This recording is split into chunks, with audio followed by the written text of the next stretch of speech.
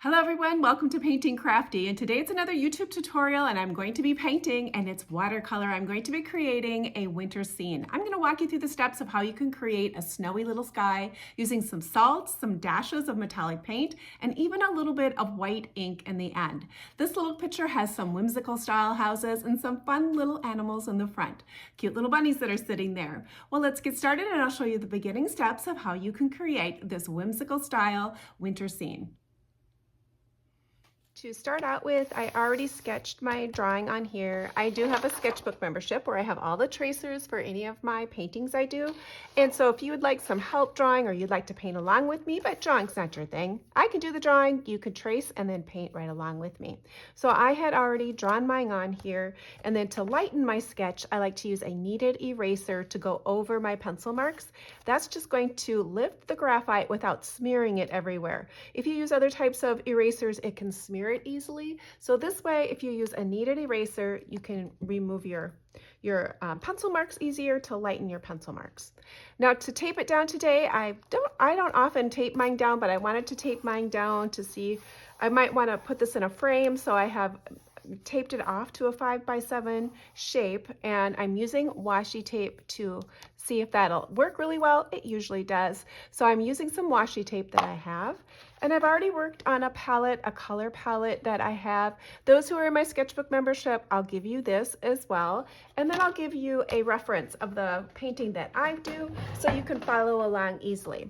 Well, let's start at the sky, because I'm going to be doing a little bit of technique using some salt. It creates great texture, and I want to show you how you can create kind of a snowy, starry night. I'm going to use the color for my sky up here as being Payne's Gray, but I'm going to throw a little bit of my turquoise color as well in there. So I'm going to be starting that way. I'm not going to worry too much about like the horizon line, like it's going to be darker there and then go lighter. I'm just going to be mixing my colors at the top to get it to kind of get that dark sky night. So I'm taking some of the Payne's Gray and I'm going to be using a little bit of the turquoise as well. So once I have my colors wet and off on my palette, I'm going to use some water and I'm going to wet it right where I want that color to go. I'm going to go around those little trees at the top and leave some room to make those a little different in color. Watercolor is rather unique because it only wants to flow wherever your paper is wet. So if I can go around those trees, they're going to stay white. They're going to stay the color of the paper. If I get the water inside of there, the color is going to travel inside of that area. You can use masking fluid, but this works well too. If you want to keep it truly white, you should use some masking fluid. So I'm going to pick up my colors, this Payne's Gray that I have mixed off to the side. It's about coffee consistency, and let's put some of that on there. I want the sky to have a kind of a nice dark feeling, so I may have to put a little bit more of my color. Maybe mix it a little bit more to cream consistency. The less water you have, the darker your watercolor will be. The more color you have, more pigment in there and less water, the darker your color is going to be. With that being said though, watercolor will always dry a little bit lighter. It's just the opposite of what acrylic paint does. So there I have my blue in. Perhaps I'll even pick up a little bit kind of straight out of my pan, and I'll add that to the bottom here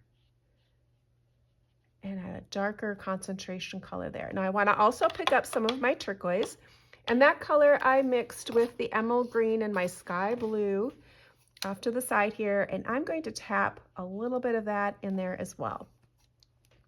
I'm going to be bringing some of this turquoise color down into these other shrubs here to give it that night winter sky look. And I'm also wanting to use my salt, so I'm okay with having a little bit more color and water up here. And this color I used the emerald green, which is kind of a really bright green, and I used my sky blue color to make my turquoise. All right. I think that looks pretty good. I'm going to go ahead and add my salt now. So I'm going to take some salt and I'm going to just sprinkle it in that area of where I want to create this like little starry, snowy idea. You don't want to get too much on there. It's easy to get carried away. Now I need to let that dry in order to see the results. And what that salt will do is it'll absorbs it, and then it becomes brighter underneath where those are laying. Now because I have that wet, I need to choose an area that doesn't have anything, or it's not going to be close to that area so it doesn't run into those areas. I'm going to bump down on my paper and let's work on a little bit on these houses. I decided to use kind of that red turquoise kind of feel of Christmas. So I'm going to be taking this color called Cad Red. I'm going to make one of these houses the Cad Red color. Let's just do it. Now my paper wasn't wet when I'm doing this. I'm just going right over what I have here, and let's paint this house in. I can go over that little fence down below where I have drawn it in. I have a little fence there in my pencil. I'm going to go over that because I'm going to do some pen work as well, and I'm going to be doing that after this dries. Okay, so we have that side. Ooh, there we go. All right, let's go ahead and make one side darker. I'm going to make this side a little darker, so I'm going to pick up a little bit more pigment and come on this side and make my house a little darker on the side here. Now this isn't exact. This is kind of going to be more of a free-flowing style of a house. I'm going to pick up a little bit of black actually off to the side here, and I'm going to tap that into the bottom of my red and just let that kind of blend together and come up with its own little shadow line and make it a little bit more irregular. I'm going to come down on my palette. I think I'm going to pick up that next shade of red. It's kind of a purpley red though. Maybe I don't like that color. Okay, yep, I don't like that color. Let's stick with just this one. And let's go in. My black is probably going to add a little bit of purple feel to it anyway. I'm adding a little bit more pigment. I want that to move around just a little bit. Now, if you get too much color on there, you can come back in with your clean brush. So rinse your brush off, give it a squeeze, and then you can lift some of your color to create some highlight in your painting if you think you've gotten too dark. Okay, so let's leave that. That looks great. Now let's go ahead and do this little house here, and I think I'm going to be doing that more in this creamy color. So I had chosen this light color. It's a mix of burnt brown and cad yellow. And let's work on this little house here. I'm just going to go around it. I'm going to be doing some ink work on the roof line too here. It's got that cute little window right there at the top. But I'm wanting it to look like it has snow on the roof, so I'm going to be adding just a little bit of blue, hints of blue, to give it kind of a little bit of a snowy look. Now let's pick up a little darker color and perhaps just tap it underneath the line here to give it a little area. These are not a structured looking type of house. I'm going to come into that dark, that black color, and I'm going to work on the windows. So I'm picking up my black right on my brush, just mixing just a tiny bit of water in there, just a little bit. It's really like cream consistency. And let's work some on these windows. So I'm going to just tap in the black windows. These don't have to be exact. And adding the windows in there. I think I'm going to come up here and do these ones. So this has that rounded little attic look. I'm going to come back in with a little bit of pen work too to get a little bit more description on these, but I'm looking for that more hand-painted irregular look. I'm not going to do these ones in the middle right here right now because they're pretty close to that wet paint and I don't want it to blend out into there. So I'm going to be popping down. Let's do a little bit on these rabbits. I'm going to pick that same color that I just did that house, but this time I'm going to water it down a lot so it's very, very thin.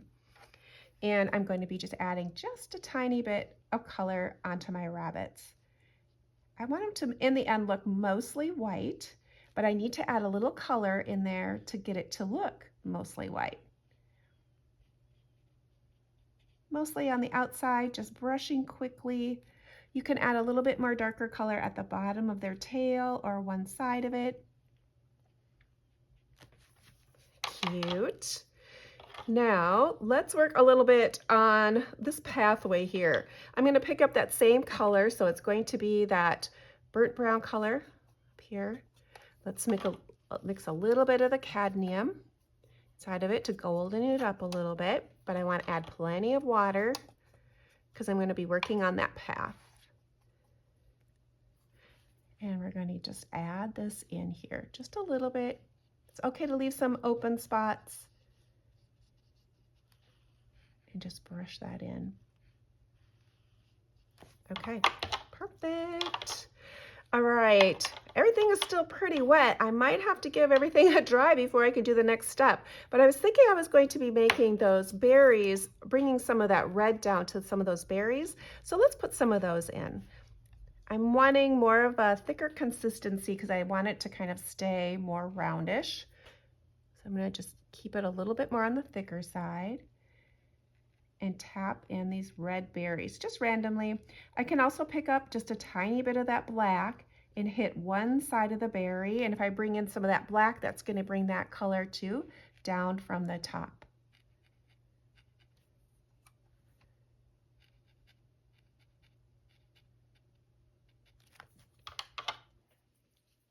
Pick up a little bit of that black, tap it on my towel, just on one side of the berry, add a tiny little shadow.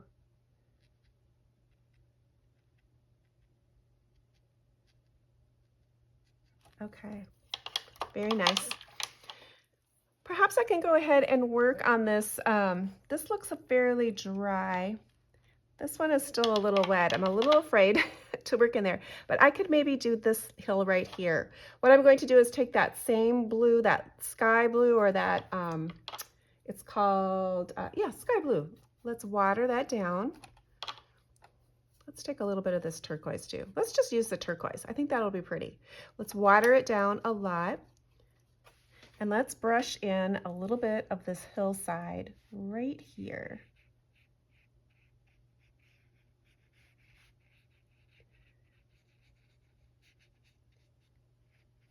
I'm going to leave some bright white areas showing. That means that the paper is showing. Okay, if I touch it just a little bit, that color is going to kind of blend down a little bit there. I think that'll be fine. Now let's take a little bit more of that turquoise. I'm going to mix it again, but this time I'm going to maybe have it a little darker.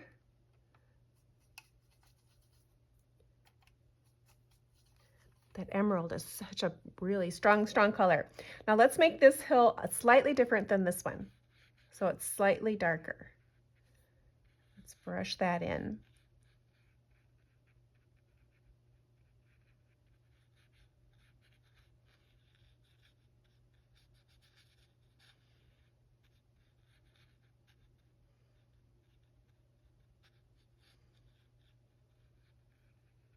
Okay.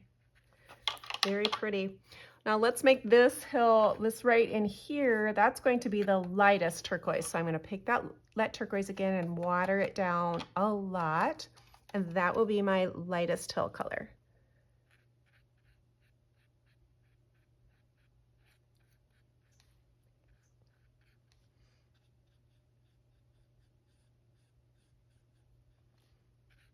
So I want a difference in between all three of those colors. It's mostly going to be right there. Okay, we'll see how that dries down and see if I get a difference. Now let's come down here and we'll work a little bit on this snow. I'm going to use less this time, and this time I'm actually going to come in and mostly use, I'm going to take a line of water and go on this, and I'm going to do it irregularly. It's hard to say. And I'm going to be brushing this in. Now when I get down to my rabbits, I want to go around them. I'm not going to have too much color around this area. I want this to be really kind of more light. All right, now I'm going to pick up this color again, real light, and then come right in here, do around that hill. So because this is wet, it's going to dry fairly light, and I'm going to be keeping, I'm going to do some like little snow hills, a little bit of color there. Let's do just a tiny bit underneath their bottoms, just to add a tiny bit of color there. So I'm going to leave some white areas and see how that dries down.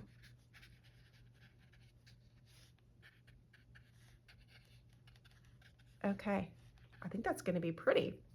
If a little bit runs into here, I'm okay with that. It's going to look great. It's going to look like maybe the snow is going over there.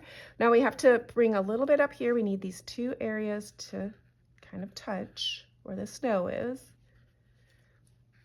All right, that looks good. Now let's work a little bit on this tree right here. I'm going to go back in and use some of the hooker's green and perhaps mix some of my turquoise in there too. I'm going to start out with my area and get it wet.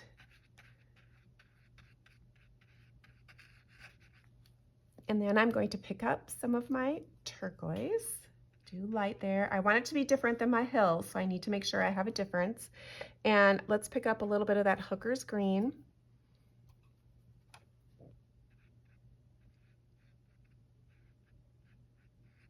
And I picked up a lot, so I might be wanting to remove some of that.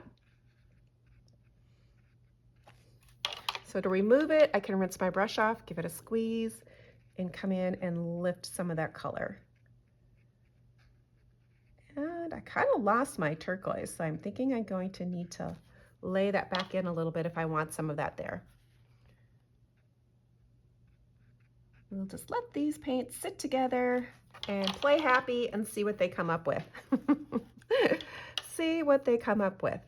I'm going to pick up just the tiniest bit of the turquoise now, just really, really super light.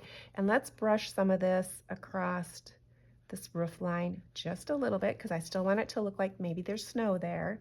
And I'm going to do just the same thing here. Light, light, light. Oops, and I touched my green. So now I got green snow. I need to pick it up with a super dry brush and see if I can't pick it up without putting too much water in there. Okay, there we go. All right, let's add a little bit more of this darker brown, so the dark brown color, and let's scoot a little bit of that into this area here and scoot some little shadows off to the sides here from the road and add a little bit more depth there so it's not all the same color. And perhaps you want to just take your brush and squiggle some of that down there too to make it a little darker. Okay, we need to work on these back trees here, but I'm not for sure they're dry, so I'm going to stop the video and let it dry, and then I'll come back. At this step, I'm going to speed the video up and continuing adding more layers of paint. The painting has had time to dry, so now I'm going to be adding a few more darker tones onto my painting. I can see how it's dried. I'm going to want to add just a little bit more dark brown in that back area where my road is meeting my house, because that would be the darkest area on the road. And as it comes forward, it's going to be lighter. If you paint it that way, it's just going to give your picture a little bit more depth. I'm adding a little bit more dark brown on underneath the eaves of the house and just the side of the windows that perhaps you might want to put a little dark brown on. And I'm going to be laying in another layer of the red. And this time, instead of using black, I'm going to pick up a mixture of the black and the dark brown and tap that color in to create that beautiful little rich tone of that darkness on that house. I love that kind of a vintagey look of that red. Having the bright pops of red, but then adding that darker color on there. This is a good time too. You can go ahead and tweak your windows just a little bit, add a larger shape if you need to add that. I did add a little bit more to my shapes of my windows. I was going to go back in with some pen work in the end to kind of give it a little bit more structure. Now that my sky is dry, I can work on those 3 trees on the background. I'm just going to pick up the colors of the Payne's gray, the hooker's green, and a little bit of that turquoise color and just tap that in. I'm going to let the colors just kind of run together and create their own colors. But I'm going for 3 trees that kind of have a little bit of a difference in color. Take a look at your snow to see if you need to add any more color there to bring it to life. If it's faded too dark, add another layer. Now to create a little bit of color on that hedge, and I'm going to be using the hooker's green and the teal color for this area as well. Got to keep in mind, I want it to look different than that big bush sitting by the tree. Now I've reached that stage. My painting's dry once again. I'm going to remove my salt. All you have to do is rub it and the salt will come right off. And that's when you're going to see the texture you get. You won't know until the very end, but it's very interesting how that salt does affect the watercolor underneath. Now that the salt is removed, I can start a little bit of my pen work. I'm going to be using the Micron pens. The inker is always permanent with Micron pens. It just has to be thoroughly dried before you can add another layer of watercolor over the top. I'm going to be working on that very top background area first, just adding a few little scribbly bits in my trees and a few little on the horizon line too. You can kind of see how my watercolor created some blooming areas in the back that just naturally makes it feel like there's trees back there. I don't have to do a lot. Then I'm going to move down and do some little scribbly bits on my house. I like using my pen just real irregular, doubling up on my lines, nothing too exact. I like that very hand sketch quality. But on my hedge and on that little tree and some of the pine trees that are in the front, as well as the house, I'm going to be creating more of an exact line pattern on those. Take a look at your tracer if you have one and follow along if you like that look. For this particular painting, I did use Annabelle Burton as inspiration to create it. I love her style of painting, her little whimsical houses. She does a lot of spring type of things, but I thought it translated easily over into a winter as well. She does the very stylized hedges and bushes, and I really like that look. Check out her Instagram channel if you're interested in seeing some of her other creations.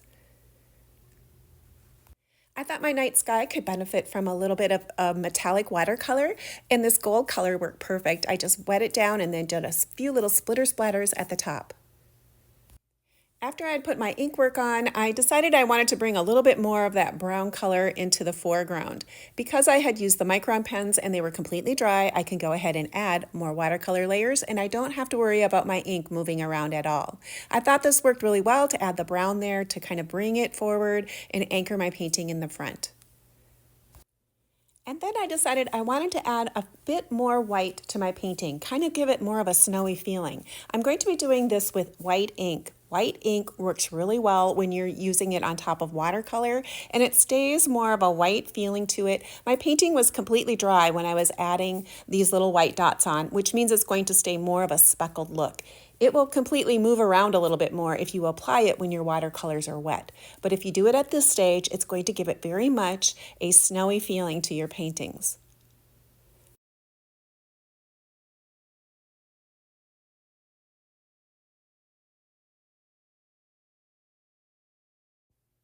And here it is, and I think it looks so pretty inside of a frame. I love that night sky with the speckles of the gold metallic watercolor, and those little ink dots really make it feel like it's a winter landscape. If you're new to my channel and you like doing art and crafts, come on over and see what I'm doing. I'd love to have more creative friends join me. Leave me a comment, give me a thumbs up. It really can help my channel grow. If you enjoyed this tutorial, here's a couple more you might want to check out. Well, thanks for joining me today, and hopefully you'll come back and join me again, and perhaps next time you'll paint right along with me.